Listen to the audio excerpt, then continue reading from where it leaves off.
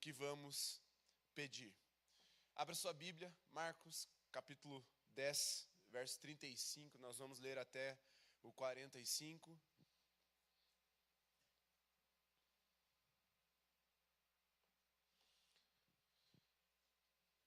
Antes de eu ler o texto, quero 35 em diante. É do 35 ao 45. Eu te passei do 25 ao 35, perdão.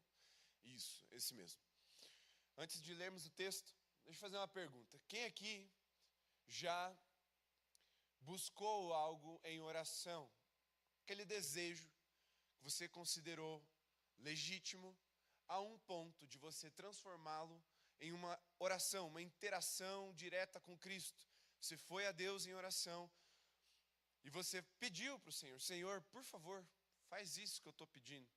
Seja uma cura, seja um emprego, passar no vestibular, uma namorada, né? Tem gente que pede e ora por isso, continue orando. Quem aqui já passou por uma situação dessa, assim, de buscar algo em oração? Levanta a mão só para ter uma ideia. Todo mundo? Ok. Agora a pergunta é um pouquinho diferente, mas bem parecida.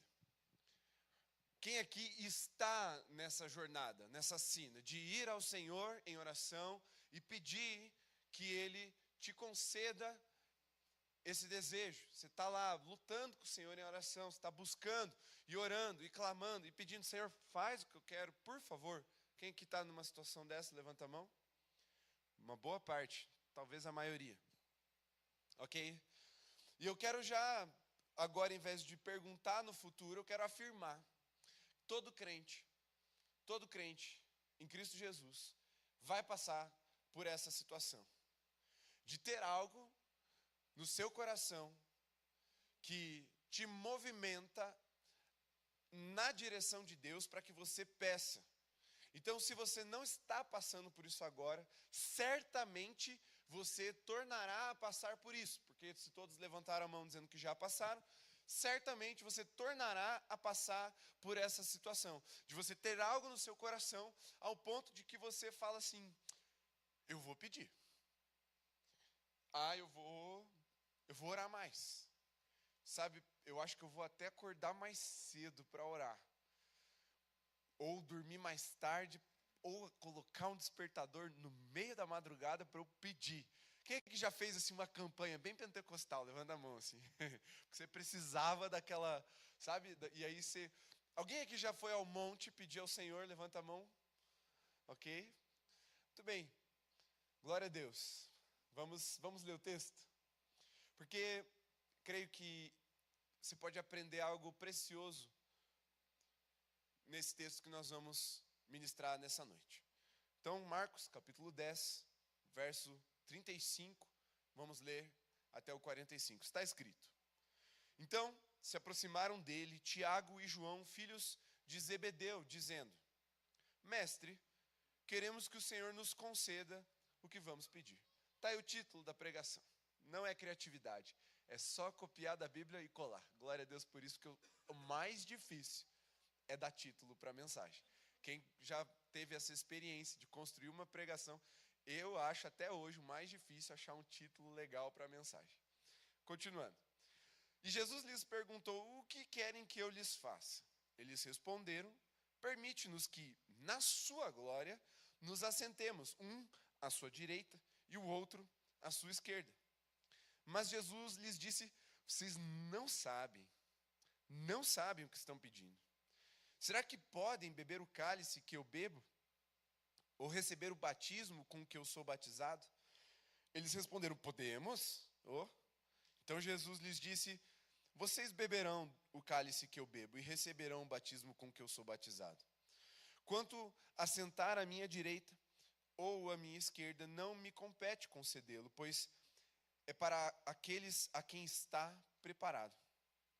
Quando os outros 10 discípulos ouviram isso, começaram a ficar indignados com Tiago e João. Mas Jesus, chamando todos para junto de si, disse: vocês sabem que os que são considerados governadores dos povos os dominam e que os seus maiorais exercem autoridade sobre eles. Mas entre vocês não é assim. Pelo contrário, Quem quiser tornar-se grande entre vocês, que se coloque a serviço dos outros, e quem quiser ser o primeiro entre vocês, que seja servo de todos. Pois o próprio Filho do Homem não veio para ser servido, mas para servir e dar a sua vida em resgate por muitos. Amém? Vamos orar? Pode fechar os seus olhos. Amado Espírito Santo, ministra aos nossos corações nessa noite. Ensina-nos a tua verdade, a tua palavra que alimenta, mas também que nos confronta, que nos molda, que nos ensina. Amado Espírito Santo, nós abrimos o nosso coração para o Senhor e para tudo aquilo que o Senhor tem para falar conosco. Mas também ofertamos a nossa atenção, porque não queremos perder nada daquilo que o Senhor tem para nós. Repreendemos toda ação de Satanás para tentar nos roubar, nos assaltar a boa semente do Evangelho. Fala conosco, é o nosso clamor em nome de Jesus. Amém. Amém, meus irmãos? Vamos à mensagem, então. Muito bem.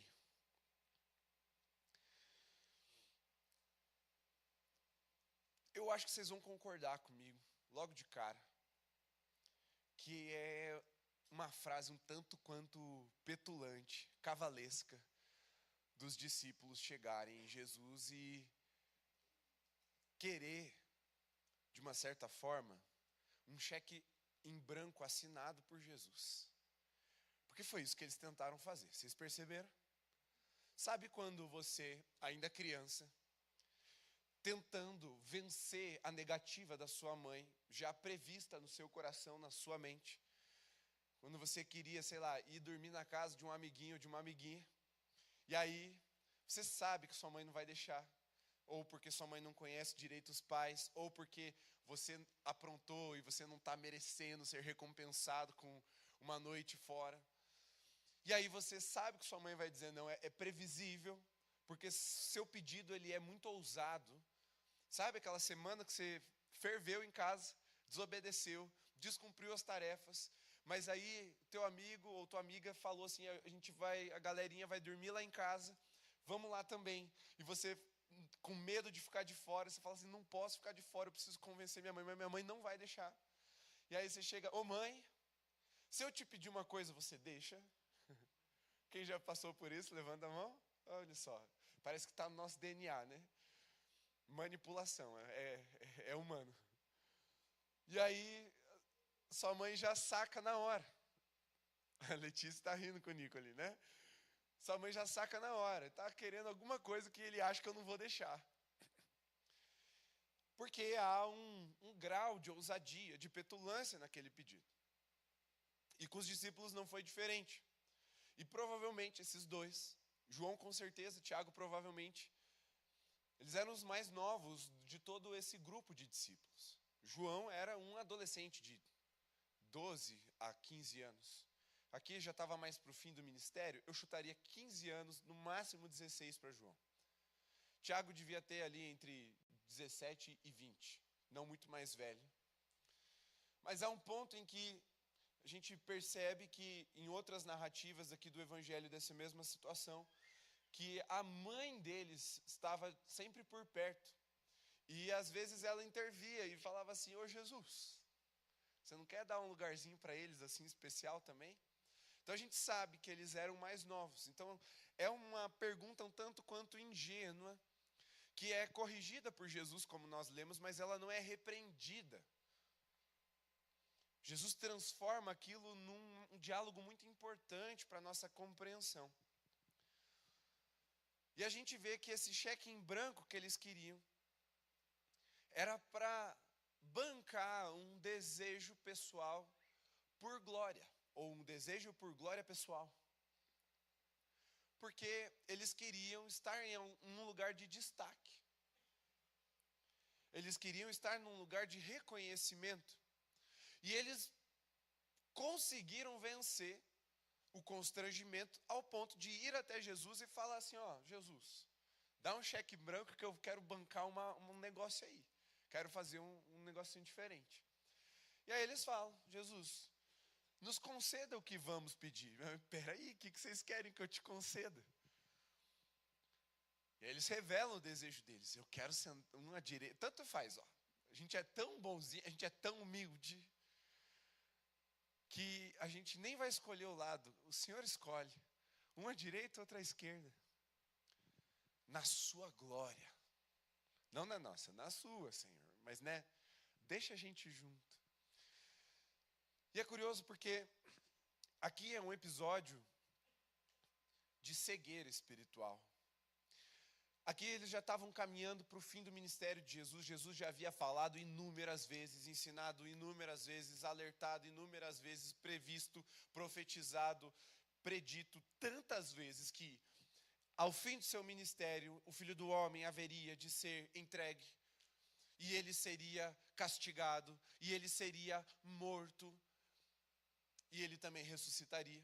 Mas isso não entrava na cabeça dos discípulos. É impressionante como eles não levavam a sério as palavras mais críticas, mais alarmantes que saíam da boca de Jesus.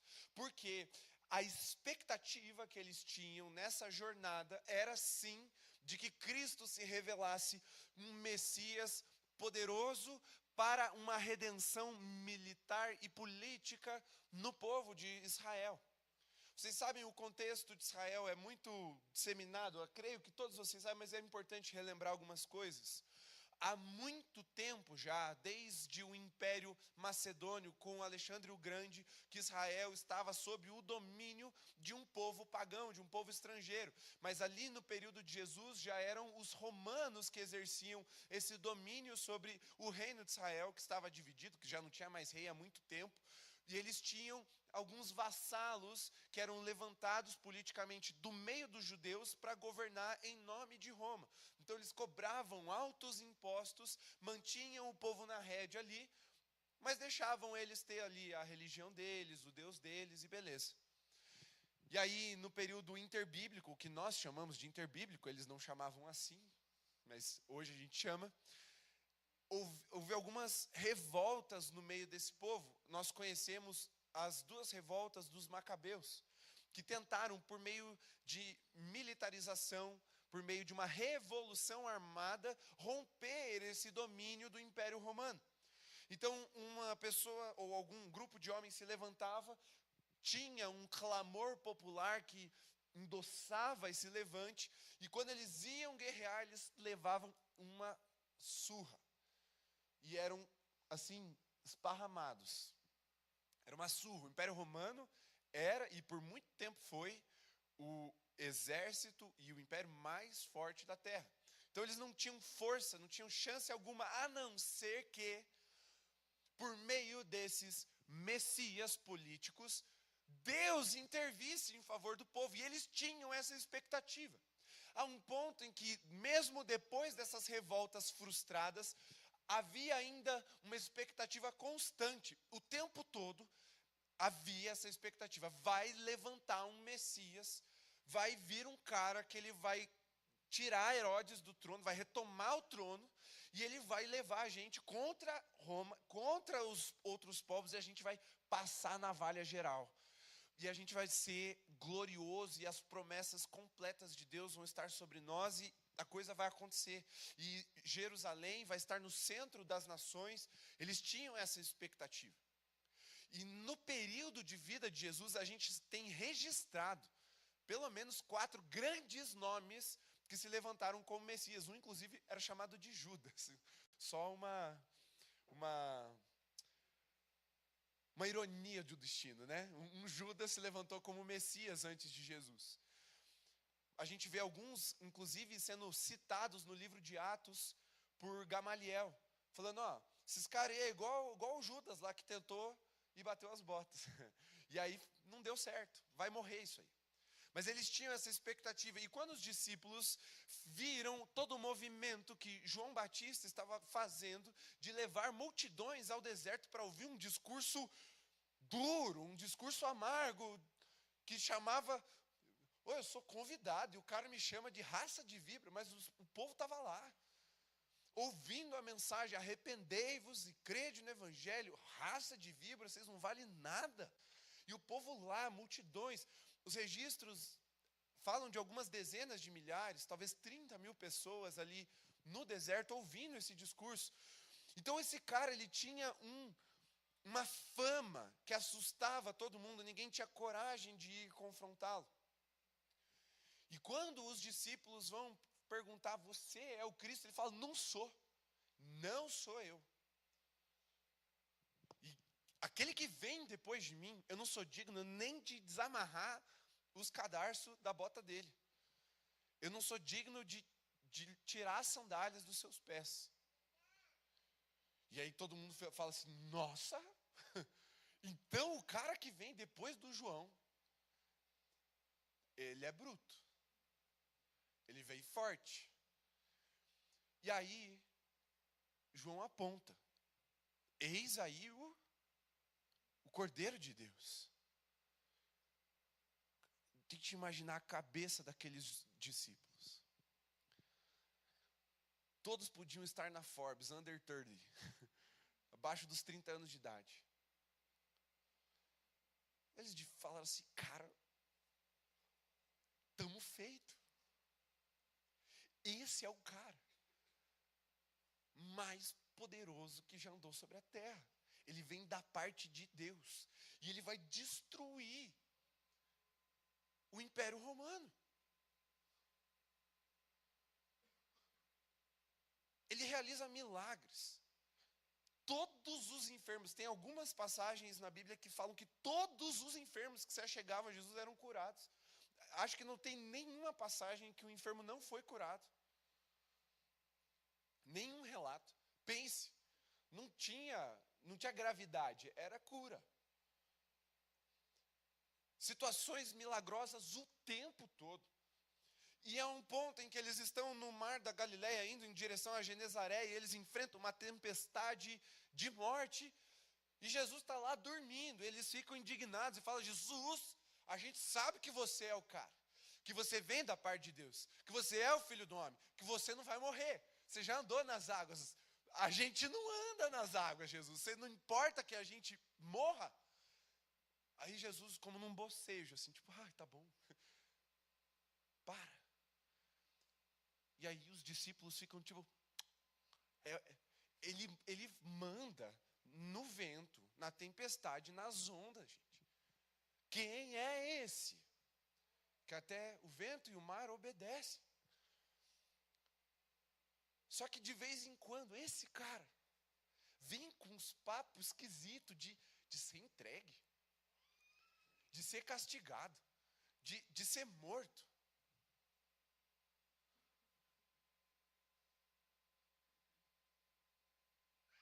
Mó estranho, não vou botar fé nisso aí. Eu quero, aquilo que está no meu coração. E essa era a expectativa desses jovens discípulos. E meus irmãos, vamos lá. Vem comigo aqui para o texto. Os outros ficaram bravos com ele, certo? Por que eles ficaram bravos? Porque eles queriam ter perguntado primeiro. Não tiveram coragem, um pouco mais maduros, menos petulância. Eles queriam ter perguntado antes, acho que na cabeça deles, e lascou, pediram primeiro, perdi a vez. Estou aqui me ensaiando, não sabia como pedir, agora os moleques ali vão levar. Ficaram bravos, porque no fundo eles queriam aquilo também.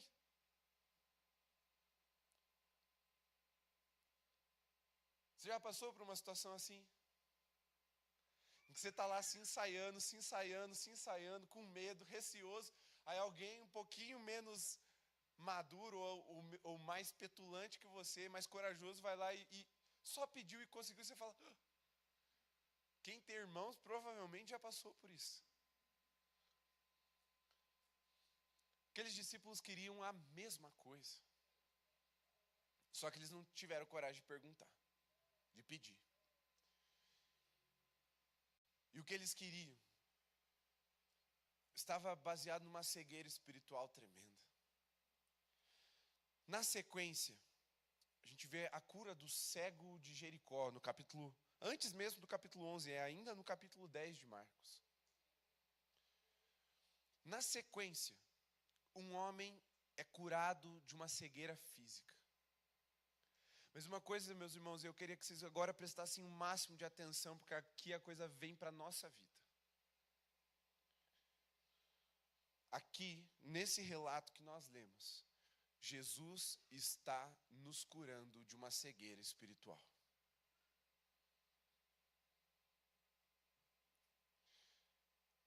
Quando a gente traça um paralelo, capítulo 10, o que esses dois irmãos, Tiago e João, estão pedindo, com o capítulo 15 de Marcos, vem a crucificação. Só confirmando se é o 15 mesmo.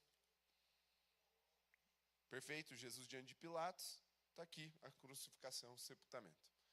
Capítulo 15 de Marcos. Nós vemos que o que eles estavam pedindo era muito diferente do que eles imaginavam que seria. Um pede para estar à direita, outro pede para estar à esquerda, e tanto faz o lugar. Mas o que é que Cristo estava abrindo os olhos deles para compreender, e está abrindo os nossos olhos para compreender? Que esse trono, essa glória que nós tanto esperamos, essa realização que nós tanto ansiamos em Cristo, ela não é como nós a imaginamos. Quando Cristo fala do seu trono, fala da sua glória aqui, ele estava falando da própria cruz. E ele falou, vocês até vão passar pelo que eu passei. E a tradição, a Bíblia não relata, mas a tradição nos conta que esses discípulos muito provavelmente também foram crucificados. Morreram crucificados. Há essa possibilidade. Alguns dizem outros métodos, mas há essa possibilidade. Nós não temos essa inerrância, porque a tradição não é a Escritura. Mas depois eles vieram a ser mortos por causa do nome de Cristo, mas eles estavam pedindo para serem crucificados ao lado de Cristo e eles não sabiam disso.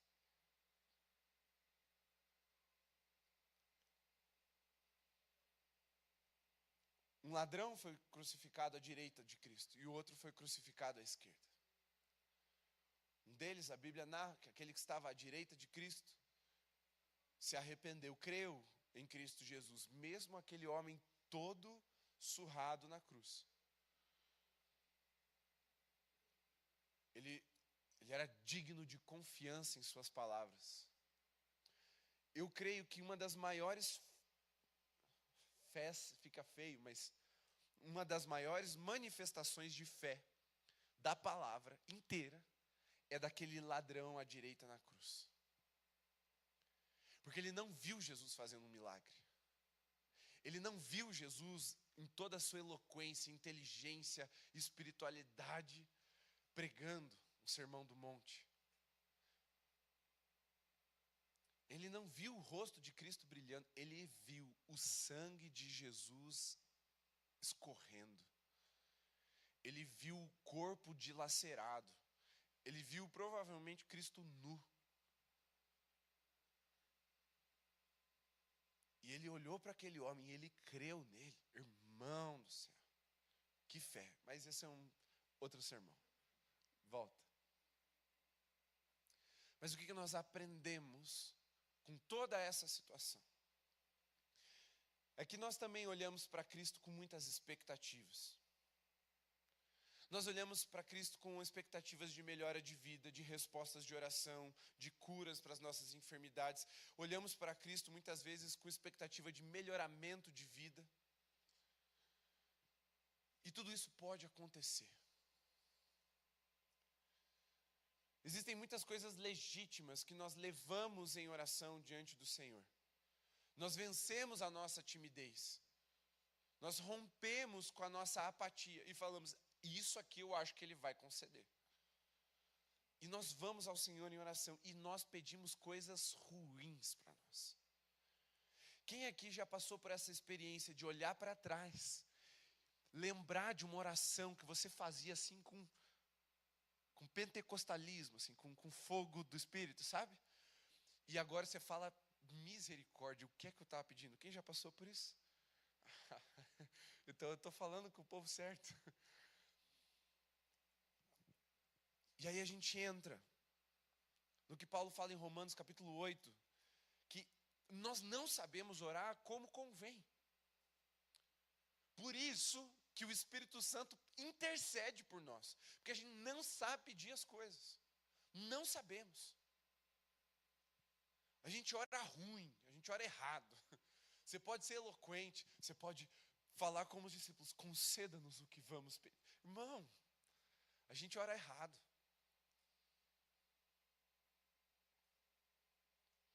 Eu e você oramos errado.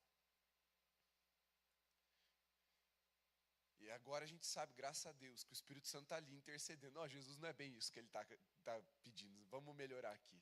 Ele intercede por nós.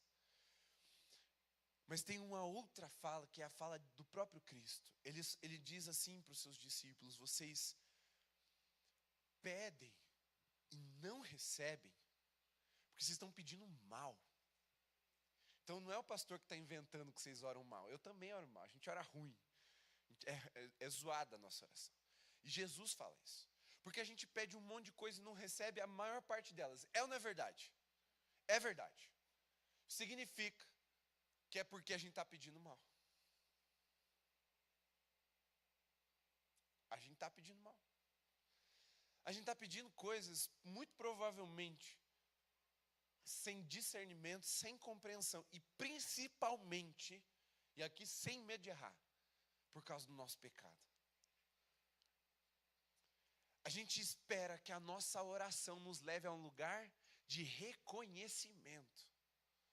A um lugar de realização, quando que a oração ou a interação por meio de oração mais determinante da história da humanidade não terminou com uma resposta positiva e era o próprio Cristo orando.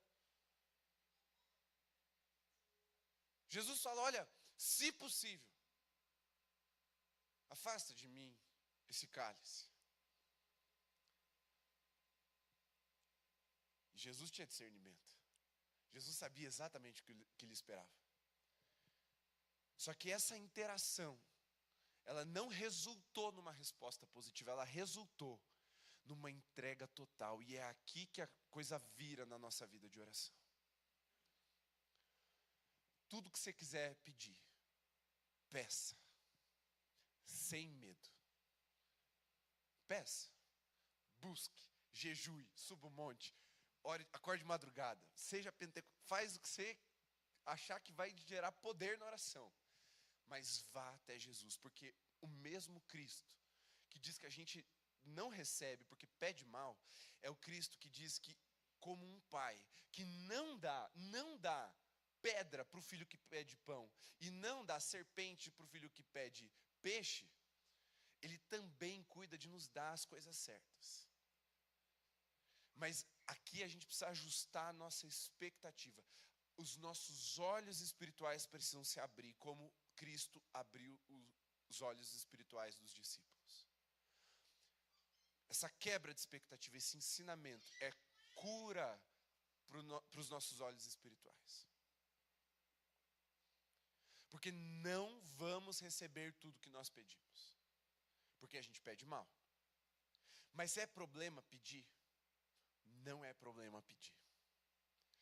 É problema então orar? Eu só posso orar quando eu tiver plena certeza, convicção bíblica, embasamento teológico, sistemático? Não.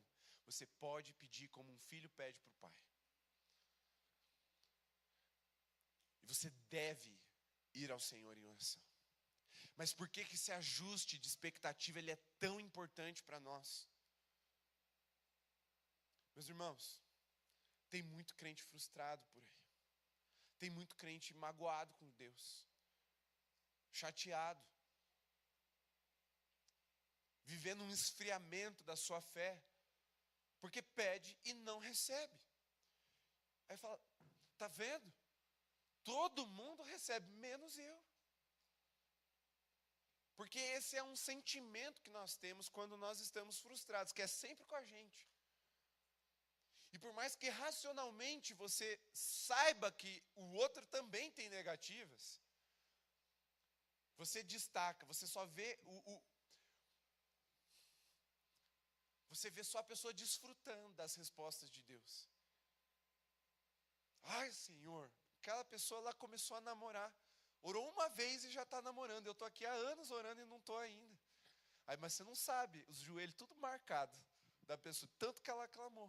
Mas na nossa cabeça, o nosso jeito de olhar para a realidade, a nossa cegueira espiritual e emocional é tão grande que ela nos leva a um lugar de comparação, como foi com os discípulos. E a gente começa a ficar frustrado, magoado e decepcionado com Deus, achando que Deus responde todo mundo menos a gente. Aí a gente vê lá, olha só. Menos eu. Menos comigo. E deixa eu te dizer, Satanás, ele é o maior encorajador dessa vazão de pensamentos. Porque a Bíblia diz que ele é o acusador, ele é o tentador, ele é aquele que vem mesmo para roubar a nossa paz e a nossa alegria com Deus. E a comparação, o lugar de comparação, é um lugar de assalto. Algumas pessoas dizem que o maior inimigo da alegria é a comparação. Porque sempre vai ter alguém melhor, mais bonito, mais abençoado, mais farto do que você.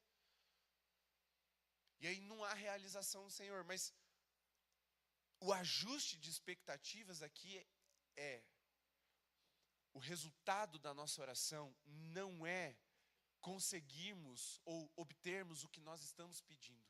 O melhor resultado da nossa oração é vivermos uma entrega integral. Consegui. Entrega integral. Porque foi assim que Jesus terminou sua interação em oração com o Pai.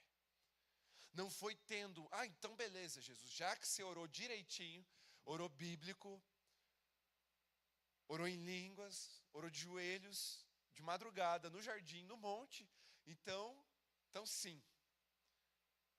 Não, terminou do contrário. É Jesus falando, contudo, seja feita a sua vontade. A oração não tem o poder de mudar a vontade de Deus. A oração, ela tem o poder de nos mudar até que estejamos alinhados com a vontade de Deus. Então você pode continuar pedindo até que você mude, até que você entenda qual é a vontade de Deus para a sua vida.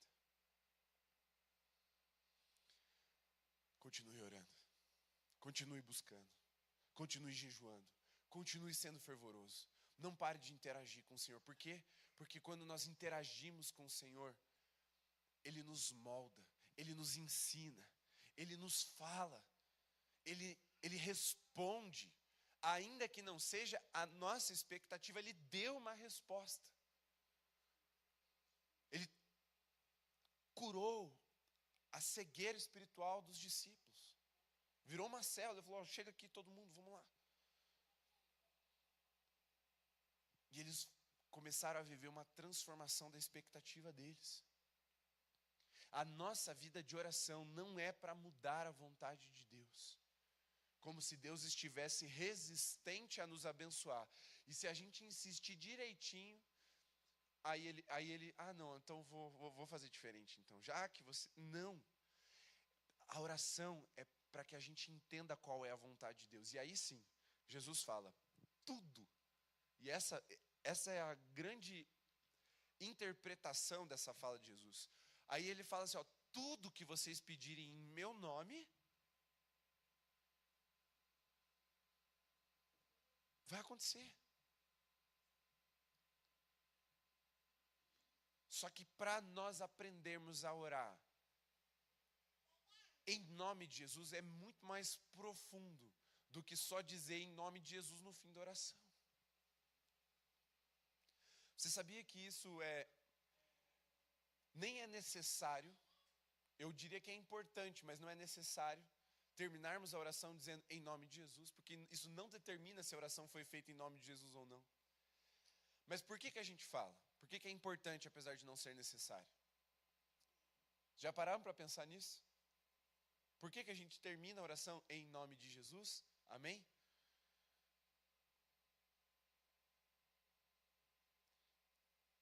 A repetição, ela tem um valor didático importantíssimo, altíssimo para nós. Quanto mais nós repetimos que estamos orando em nome de Jesus, a tendência é que as nossas orações elas vão ganhando o formato da vontade de Jesus. Então a gente faz para lembrar que a gente não ora no nosso nome. A gente está orando no nome de Jesus, ou pelo menos estamos tentando orar no nome de Jesus. É a nossa disciplina de continuar buscando orar em nome de Jesus. Mas uma oração em nome de Jesus não necessariamente vai terminar com a frase em nome de Jesus. Amém. Mas ela serve para nos lembrar do porquê que nós estamos orando como nós estamos orando. Mas voltando aqui.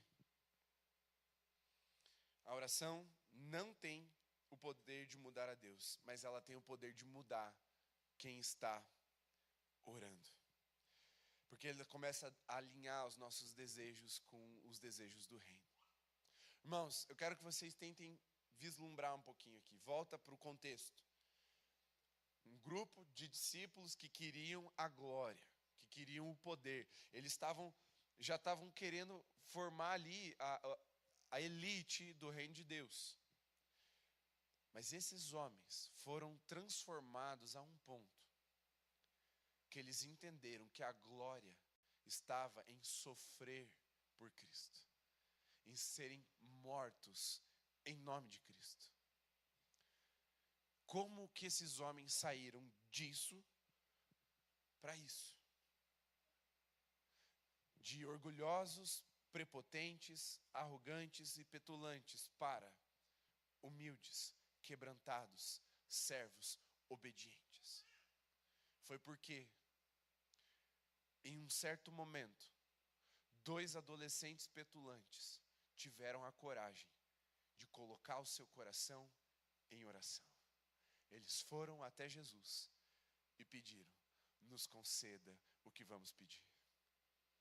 Você vê a graça, a misericórdia de Deus até na nossa oração ruim, na nossa oração errada, limitada. Muitas vezes a gente acha que Deus vai nos enxotar se a gente orar errado. Não vai. Ele é Deus Pai que acolhe a nossa oração. Ele pode não dar a resposta sim ou a resposta como nós queremos, mas Ele ouve a nossa oração e Ele, por meio dessa interação, age de forma transformadora nas nossas vidas. E essa insistência revela se nós temos um coração de filho ou se ainda estamos atrofiados na nossa religiosidade. Pede, mas pede de verdade, mas esteja sensível a ouvir a resposta de Deus. Porque ela pode quebrar todas as nossas expectativas. E ela ainda assim vai ser muito melhor do que o que a gente está pedindo.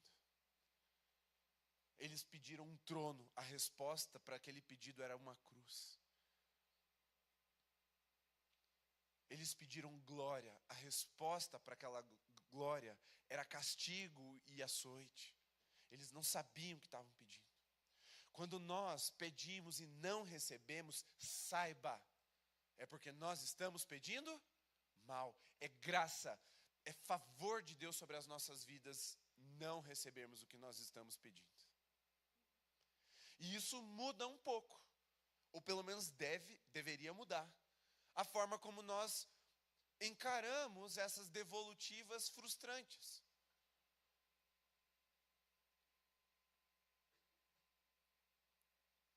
Porque dói. Eu, como pai, posso dizer para vocês, a maior dor da vida da Luísa até hoje é frustração. Cara, quando ela tem uma expectativa, a coisa não dá para acontecer. Ela entra assim num lugar de frustração, dói, dá para ver que dói nos ossos da menininha. A cara dela, ela faz um sorriso ao contrário, assim, tipo um emoji, assim, sabe? O boquinho dela e começa, e ela já não sabe mais como agir. E dentro da gente, às vezes é assim, dói mesmo. Quando a cura não vem do jeito, no tempo que a gente quer, ou às vezes nem vem. Às vezes não vem. Ou quando o que nós estamos ansiando é dado a outro.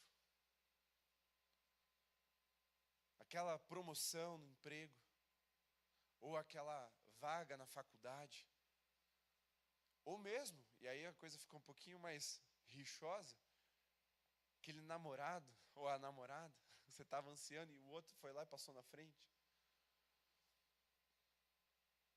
Dói. Mas aí entra uma outra teologia muito importante. A doutrina do sofrimento, de que ele não é incompatível com a nossa fé. O sofrimento não é incompatível com a nossa fé.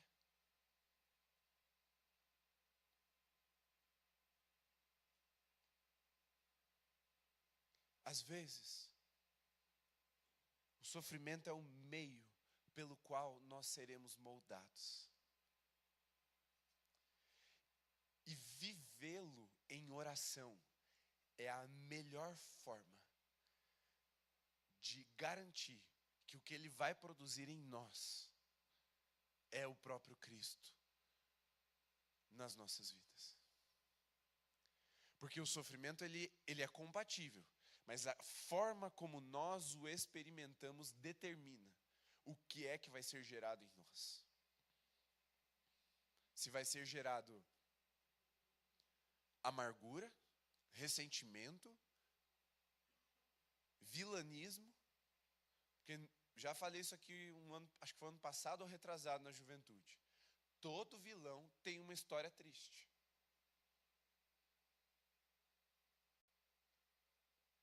Todo vilão tem uma história triste. Ou se esse sofrimento vai gerar peso de glória nas nossas vidas. Verdadeiro. Porque era isso, essa era a resposta para a oração dos discípulos. Cruz. Renúncia. Mas Cristo revelado na vida deles. Nos conceda o que vamos pedir, não muda, Deus, mas nos muda, certamente nos muda. E a maior oração que nós podemos entregar diante de Deus, nós aprendemos também com Jesus no Pai Nosso. É quando Ele diz: venha a nós o teu reino e seja feita a tua vontade. Você apresenta a sua vontade. Você pode até insistir, mas você precisa ouvir e confiar que a vontade de Deus é melhor, é maior para as nossas vidas do que a nossa própria vontade. Eles queriam o reino deles, eles queriam o reino humano, certo? Bandeira política deles lá. O jeito deles. E aqueles que eles queriam dizimar, não no sentido de dar dízimo, dizimar de acabar, se tornaram o alvo da missão dada por Jesus. Aqueles gentios, nós, outrora pagãos, se tornaram o alvo da missão deles. Eles queriam acabar com eles. Agora eles querem ganhá-los, ensiná-los, torná-los discípulos e chamá-los de irmãos. Isso é transformação por meio de oração. É isso que acontece com a gente quando a gente ora de verdade. E aí a gente pode falar como Paulo. Foi o Tiago que citou isso agora, né? Considerar tudo como perda. Porque a gente está olhando para o que realmente importa. E aí se a cura vem, glória a Deus. Cristo é glorificado. Se a cura não vem, ou não vem na hora, do jeito que a gente quer, Cristo é glorificado. Porque eu estou me tornando mais parecido com Ele. E meus irmãos, quantas vezes a nossa dor ou a nossa aflição, o nosso sofrimento, a nossa dificuldade é o que nos faz orar. E aí, se eu não me engano foi Billy Graham, mas eu posso estar errado, porque agora me deu um branco. Se a sua, ele disse, né, ou algum autor disse, se a sua aflição te fez orar, ela já te abençoa. Porque o resultado da oração não é a contemplação da nossa expectativa. O resultado da oração é Cristo sendo formado em nós. É a nossa transformação.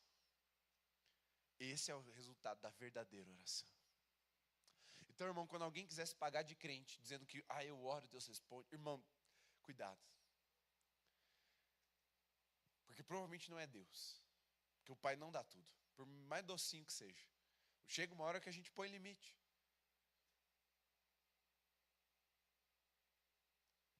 Porque a beleza da vida de oração não é eu oro, as coisas acontecem. A beleza da vida de oração é eu oro e eu continuo orando. Isso é a filiação. Isso é a beleza do relacionamento com Cristo. Eu orei e eu continuo orando. Seja respondida a minha oração, seja não respondida a minha oração, eu oro e eu continuo orando. Então sim, a gente ora ruim, ora errado, como não convém. Mas Deus não está achando ruim. Contanto que a gente continue orando. Ele continua nos ouvindo.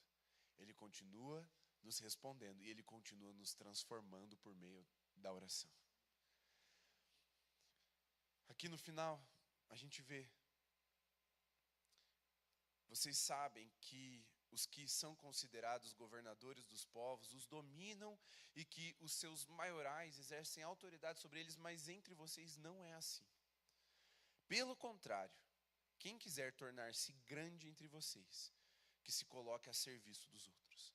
E quem quiser ser o primeiro entre vocês, que seja servo de todos. Pois o próprio Filho do Homem não veio para ser servido, mas para servir e dar a sua vida em resgate por muitos. Então, no início do texto, a gente vê Tiago e João dizendo, concede-nos o que vamos pedir. Só que no fim dessa história, Jesus oferece algo infinitamente melhor do que o que eles haviam pedido.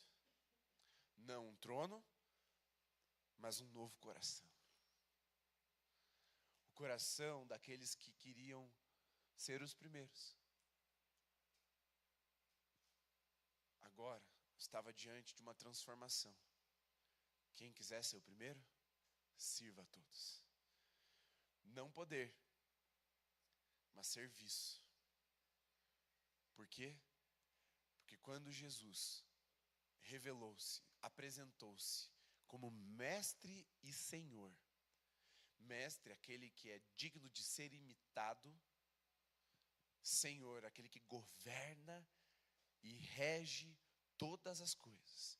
Ele estava despido, cingido de uma toalha, lavando os pés sujos dos discípulos, fazendo o trabalho do menor dos escravos. E ele diz, eu sou mestre e senhor. Não poder, mas serviço. E não honra humana, mas uma participação integral na missão do Filho de Deus. Irmão, se você orar de verdade,